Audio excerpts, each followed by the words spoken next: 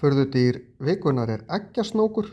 Þetta er slanga metra að lengd, getur verið alltaf 1,20, sem lifir sunnan Sahara í Afríku. Borða eiginlega bara egg, geta borða merkilega stór egg, því að kjálkinn og hluti á hauskúpunni getur farið í sundur. Kjálkinn fer svo eiginlega úr lið og opnast munnurinn þess vegna töluvert mikið.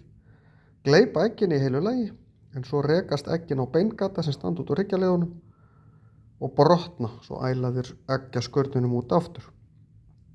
Egg er ekkert til hvenær sem er, þannig að hlutur árinu þá borða þeir nánast ekki neitt, en liggja þá bara og spara orku, en þar sem þeir halda líkamshita sínum ekki jöfnum frekar en önnur skriðdýr, þá þurfa þeir frekar litla orku ef þeir hreyfa sig lítið, með því að halda sig bara til hlés.